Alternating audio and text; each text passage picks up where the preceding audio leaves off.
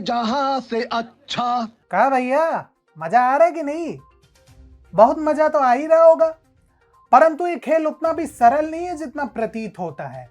अब कहानी में मजेदार ट्विस्ट ये आया है कि एनडीटीवी को पता ही नहीं है कि उसका अधिग्रहण हुआ है और इसका ढिंडोरा पूरे मोहल्ले में ये लोग राजीव तलवार स्टाइल में पीटे जा रहे हैं। नमस्कार, स्वागत है आपका टीएफआई पर, जो है देश का सबसे विश्वसनीय अल्टरनेटिव न्यूज मीडिया पोर्टल। और मैं अनिमेश पांडे आपको परिचित कराऊंगा कि कैसे अडानी ग्रुप ने बैठे बिठाए एनडीटीवी के पैरों तले उसका पूरा साम्राज्य धसका दिया और कैसे इस बारे में एनडीटीवी समूह के अधिकतम लोगों को कुछ पता तक नहीं चला। ये कथा बड़ी रोचक है बंधु, इसे तनिक ध्यान से सुनिएगा। तो भैया, बात सार्वजनिक है कि एशिया के सबसे धनाढ्य व्यक्ति गौतम अडानी ने एनडीटीवी में भयंकर हिस्सेदारी प्राप्त की है, जो लगभग 29.3% के आसपास है। परंतु वे इतने तक सीमित नहीं रहना चाहते।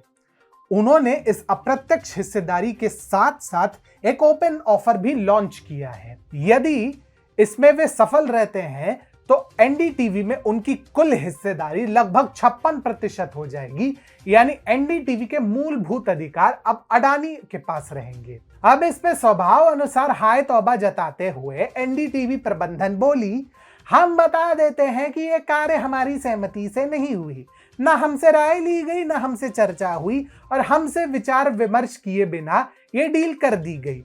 हमें बस अभी पता चला है और आवश्यकता पड़ने पर हम न्यायालय भी जा सकते हैं। अरे मेरे भोलू चंद, जनता को सब समझ आता है।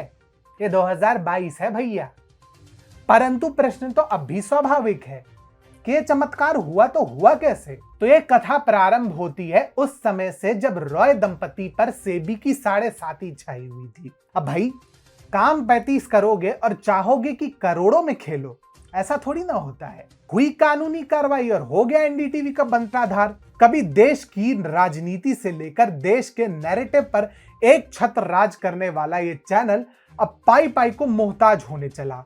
अब यहीं पे एंट्री होती है वीसीपीएल यानी विश्व प्रधान कमर्शियल प्राइवेट लिमिटेड की, जिनसे एनडीटीवी ने कर्जे लिए थे। इसी के माध्यम से एनडीटीवी ने आईसीआईसीआई बैंक से 2008 में अपने ऊपर लगे 375 करोड़ रुपए के ऋण को चुकाया।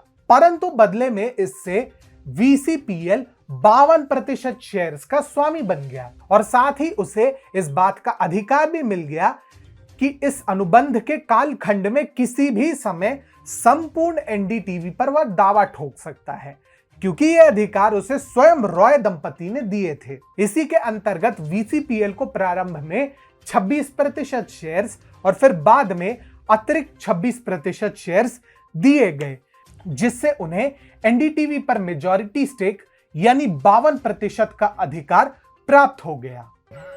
कसम से।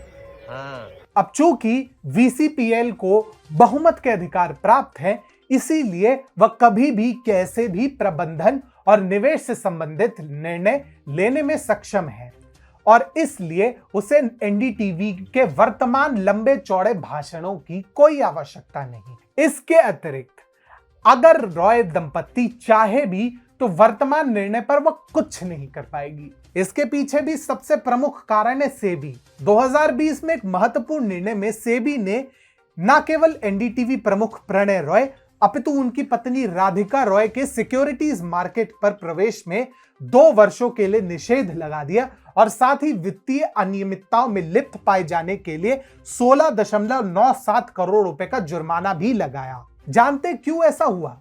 क्योंकि आरआरपीआर होल्डिंग लिमिटेड, जिसके प्रमोटर एनडीटीवी है, उन्होंने 2008 में आईसीआईसीआई बैंक से एक लोन के संबंध में समझौता किया था। बारन बेंच की रिपोर्ट के अनुसार निर्णय में एडजुडिकेटिंग ऑफिसर अमित प्रधान के अनुसार रॉय ने section 12A of the SEBI act और सेबी के prohibition of the fraudulent trade practices relating to securities market regulations 2003 का उल्लंघन करते हुए 3 लोन समझौतों के बारे में आवश्यक जानकारी अपने शेयर धारकों के साथ साझा नहीं की थी। परंतु ये अडानी की प्रथम विजय नहीं है। इससे पूर्व वामपंथ के लिए सदैव जनता के कोप भाजन का शिकार बनने वाले द क्विंट को कुछ इसी शैली में अडानी ग्रुप ने खरीदा था। 1 मार्च 2022 को अडानी ग्रुप ने घोषणा की थी कि वो क्विंटेलियन बिजनेस मीडिया प्राइवेट लिमिटेड में छोटी हिस्सेदारी खरीदेगा। राघव बहल और ऋतु कपूर ने